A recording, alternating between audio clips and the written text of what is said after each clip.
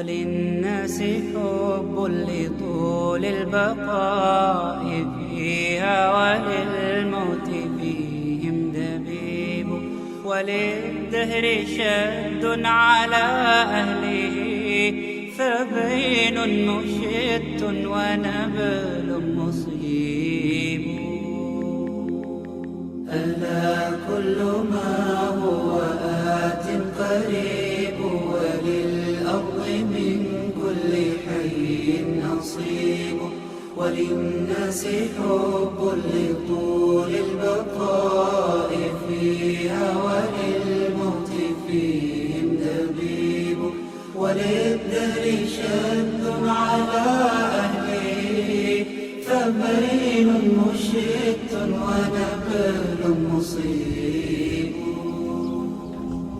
وكم من أناس رأيناهم تفانوا فلم يبق منهم غريب وصاروا إلى حفرة تحتوي ويسلم فيها الحبيب الحبيب المرأة تعجبه نفسه فأعجب والأمر عندي عجيب وما هو إلا على نقصه فيوما يشب ويوما يشيب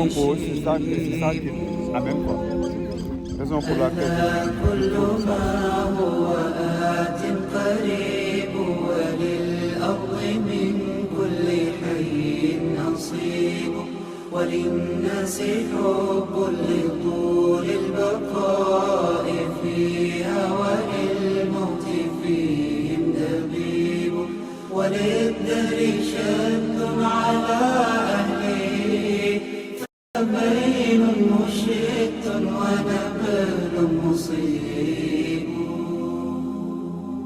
ألا يعجب المرء من نفسه إذا منعها إليه المشيب إذا عبت أمرا فلا تأتيه وذو اللب يجنب ما يستعيب ودع ما يريبك لا تأتيه وجزه إلى كل ما لا يريب أغرك منها نهار يضيء وليل يجن وشمس تغيب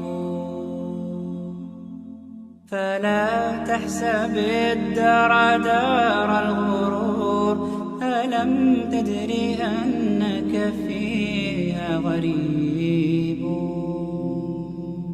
ألا كل ما هو آت قريب وللأرض من كل حي نصيب وللناس حب لطول البقاء فيها وللموت فيهم دبيب وللدهر شد على أهله فبين مشت ونبل مصيب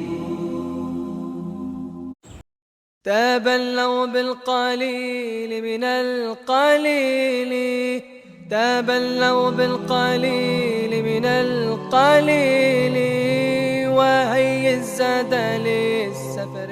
Il y a des oiseaux migrateurs et c'est protégé juste depuis 2019 seulement. Et moi je venais ici en sortie écologique bien avant ça qu'il y ait des eaux et forêts à l'intérieur du technopôle. Donc quelques espèces végétales, il a parlé des typhas. Vous avez vu tout ça, ce sont des typhas. Et dans le cours je vous parlais des typhas. Quand on parlait de dominance, abondance, dominance, là vous voyez qu'il y a certaines espèces qui sont des espèces ou abondantes plutôt. On va dire abondantes, pourquoi? Parce que le typha n'occupe pas la plus grande surface. Peut-être si on compte en termes d'espèces, en termes de nombre, hein, c'est l'espèce la plus représentée, mais elle n'occupe pas la plus grande surface parce qu'elle est toujours à proximité de l'eau. Et Pourquoi il parle des espèces envahissantes de telle sorte qu'il faut les enlever? Parce que ça fait quoi?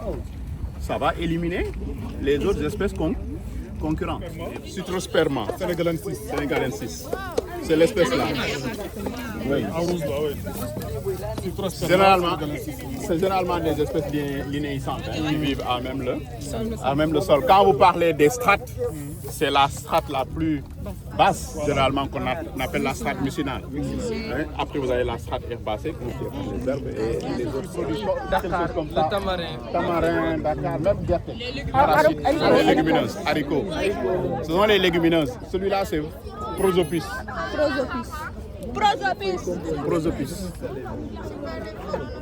طويلي وهي الزاد للسفر الطويل تبلغ بالقليل من القليل تبلغ بالقليل من القليل وهي الزاد.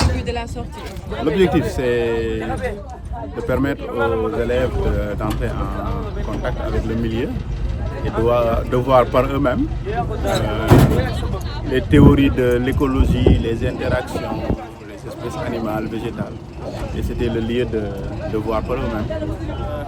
C'est intéressant parce qu'il y a une diversité d'espèces animales, surtout d'oiseaux et d'espèces végétales. Par contre, ça peut être mieux organisé. Vraiment, ça peut être mieux organisé pour que d'autres établissements puissent venir faire les sorties bien. Donc, je parlais au lieutenant Ba, s'il y avait une pirogue passer entre les quilles, faire visiter, même si les élèves ou les visiteurs payent, c'est très intéressant. Parce que là, on voit de très loin.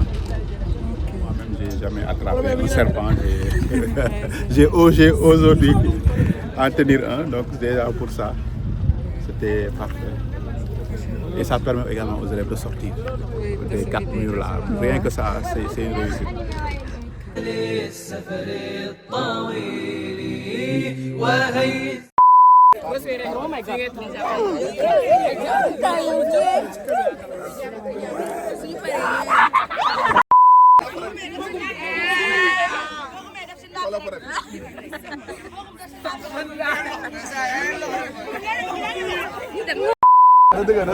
teel boobu baax teel kii dafay def ñaari xale góor yi dañuy def.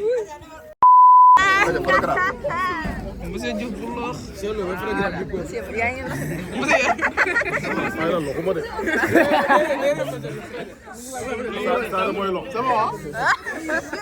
monsieur di nga waxee non c'est pas encore bon. ah monsieur yaa ngi daw de. Oui, en vue. Je peux pas. Ça, c'est comme ça.